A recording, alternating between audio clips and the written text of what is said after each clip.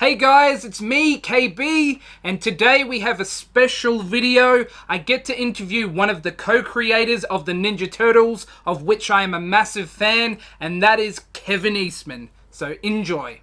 1, 2, 3, 4.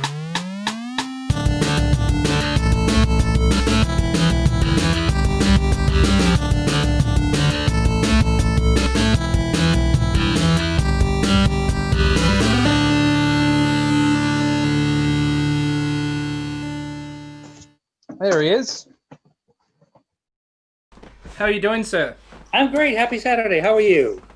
Yeah, good. It's actually Sunday here because I'm calling you from in New Zealand. So Well, it's skipping. awesome. So happy Yeah, Sunday. yeah, yep. And how are you doing, sir? You're well? Yes, thank you very much. Thanks for asking. We're doing Look, fantastic. We are having a rainy day here in California, so yep.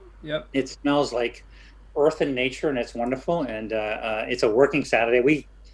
We work as long as we're awake anyway, so I'm working heavily and seriously on last runner number 2 right now. So Yep. going to get that on track and out there in time for all the fans who have fallen in love with issue 1. So we're just having a wonderful day. Thanks. Yeah, well, actually, that leads into one of my first questions. Because I know you've been working pretty heavily with IDW since about 2011. Yes, sir. Um, Yep. so would you say Last Ronin's been one of your favorite projects that you've done with them? Well, I'll only say no because I've had so much fun working with them. In that there's been Yeah, so many, like when I first met Tom Waltz, when IDW called and said, "Hey, we picked up the license," and this was in 2000, early 2011. We've acquired the license to do Turtles comic books, and we'd like you to come down and meet the Tom Waltz, the guy that we want to write it, and that things. And I just loved Tom's concept of everything from the reincarnation aspect to some of the groundwork that he had put together for the first 12 issues. And I yeah, started working on it immediately with him and just fell in love with it. And I remember in the early days, Tom and I were like, fingers crossed, if we could just get to issue 12, we could have a whole year. We could tell these many stories. yeah, And the fans came in, supported the series. And then suddenly we're looking at issue 50. Then we got to issue 50, and that's after 4 years, 4.5 years. And then we're looking at issue 100. And it's like, brain exploding. But in yeah, between, then I did a couple graphic novels and one shots and part of that. But when Tom and I got to the end, when we were looking at the end of issue 100, we said that's a great end to sort of to the series that's we spent all this time on. But where would we like? We still love Turtles. We want to do Turtles. Where yeah, can we go from here? And yeah, that's where I dusted off this idea that Pete and I wrote back in 1987 to take the Turtles into the future. And I don't want to say tell the last Turtle story, but it's a story that's set in the future that is a whole different kind of Dark Knight kind of universe yeah, concept. yeah. Yeah, well, who would have thought we'd be here nearly 10 years later, still talking about IDW going? It's awesome. So Yeah, going back to when you created the Turtles, so you were about 20, 21, 22. that's correct. Um, Yeah. so I just wanted to know, just because as myself, I've been a fan since I can remember. Do you find that as time's gone on, as you've gotten older, that you identify with different characters than you did, say, when you created them? Well, it's interesting because I probably look at it in a slightly different perspective than some of the other people because it's funny. It's always one of my favorite questions that I ask fans when we get a chance to meet them out there. I said, "Who's your favorite turtle and why?" And it just seemed interesting because a lot of the original fans are now like late 20s to mid 30s, Yeah, and they'll go, "Well, when I was younger, I loved Raphael, but as I got older, I liked Leonardo better, or I liked another one better, or there was a different switch ups from that." yeah, And to me, like my perspective has always been sort of as a stepdad, one of two, as co-creator, both Pete and I being dads of them. And actually we used to joke where Tom Waltz being a head writer is like three men and a baby sort of thing yeah, because he's a official adoptive turtle dad. So I feel like my love and appreciation for them all still remains the same, but I have affiliations with different ones for different styles of storytelling, yeah. depending on the idea that you just got to go there and you pick your favorite turtle to go there with that story. No, no that's yeah. Because I just found from myself, because as you were saying about having your favorites or fans having the favorites, because I've always been a Michelangelo fan myself, but I've just found as I've gotten older, I find myself seeing a lot more of Donatello that I relate to. So it's just yeah, that is an interesting question. So Well, I love. yeah, sorry, you go. Oh no, I was just saying that I love it because it's like one of the most frequently asked questions about certainly with Last Ronin is why Michelangelo, Yeah, and it's funny because as you look at the very first turtle that was drawn back on the day was he wasn't yeah, named Michelangelo at that time, but it was the nunchucks and the whole thing, and so that was really kind of the inspiration to go with Mikey as the Last Ronin because he's a little bit unexpected, and you want to see that wonderful story arc of taking a character that's more of a fun-loving, sort of just a great all-around guy to have to be this really super tough character that he needs to be for this particular story. But he was also the firstborn. So yeah, yeah. So going back to when your younger days of creating the turtles, was there ever like a holy crap moment when you realized just how massive that the property had become? Because obviously there was many stages with the independent comic, then getting the toys with Playmates and the cartoon, but it obviously became a global phenomenon.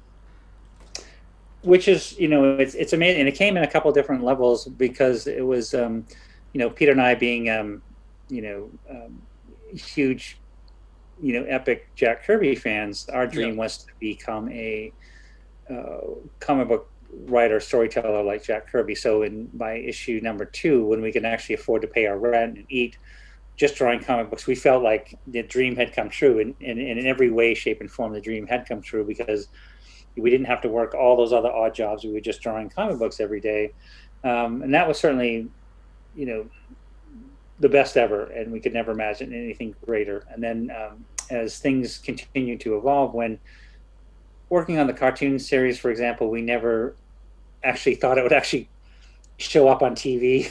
yeah, yeah, So when it came out on TV, we were like, you know, people are going to laugh at this and dismiss it. And then suddenly it just took off. It really resonated with kids. And then the same with the toys and so many things. So it was sort of, I think the couple things like when my grandmother, who used to send me $5 in a card for Christmas, didn't have to send me any money because the turtles were a question on yep, Jeopardy.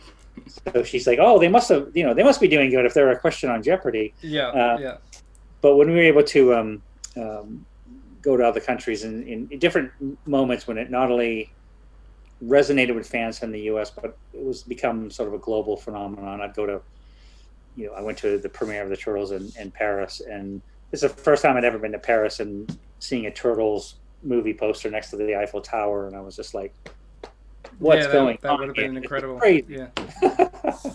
Okay, and I guess because I know your time's short, and I'll go into the last question. But you mentioned how big a Jack Kirby fan you are, and how much he's Yeah. inspired you. Does it ever dawn on you that you would now be that sort of a figurehead for generations of Turtle fans? Not in a million, billion, trillion, zillion, billion years. Yeah, Um, no, and sincerely is that um, I've had people that I've worked with on the turtles that started drawing because they would come up to me and they'd go, I started drawing because I was a huge turtle fan, and that's the same thing I said to Jack Kirby when I was younger, and the fact that it inspired other people like Jack Kirby inspired me. You just can't put your headspace into that kind of headspace because yeah, you don't feel like you deserve it. You don't. There's no way those two things line up. But we all get here, and we get it, here by being inspired and standing on the shoulders of giants. yeah, And so it's quite humbling, to be honest, and it's quite an amazing thing. And the fact that I still feel like I'm doing an interview with you. You're half a continent away, yeah. and 58 years old, and I've been drawing comics, specifically Turtles, since I was 21, and it's your fault. Well, And I thank we thank you very much for that as and well. I thank you very much for that. No, I sincerely do, and I always say that that's the one thing. I know we're all dealing with a different world right now. Yeah, the thing we do miss the most is being out there and visiting with all you dear friends and supporters. I mean, we were in Australia in March when things started getting a little crazy, but we love doing the shows, and we love seeing you guys, and we miss you, and we hope the next year will be better, and that we can get back out there. And hopefully. we can. I want to be sitting in your studio with you conducting this interview instead of doing Okay. Well, thank you very much for your time, Kevin. It's been awesome to speak to you. And is there anything that you want to plug currently, or any of your social medias or anything like that you'd like to mention before you go? Well, first and foremost, I want to move to New Zealand as soon as humanly possible. No, it's just funny is that one of the nicest times we had in many, many trips, we did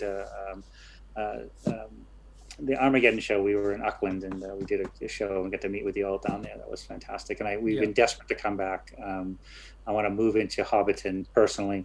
But no, if any fans want to keep track of what we're doing, go to kevineastmanstudios.com. It's our main website, and it's a fan site, so you can see what we're doing and what we're up to. And when we get back on the road, you can find out where we're going. So hopefully it'll be, again, another chance to see you guys out there on the road. But just stay tuned in, and see what we're up to, and keep us informed of what you guys are up to. And most of all, stay safe. Okay. Thank you. You too, Kevin. Thank you very much. Thanks very much. Pleasure talking to you. Bye. Bye-bye. Thanks very much for watching this episode. Please go and subscribe to the channel. Check out some of the older content. Go check out the Facebook page. And as always, I'll catch you guys next time.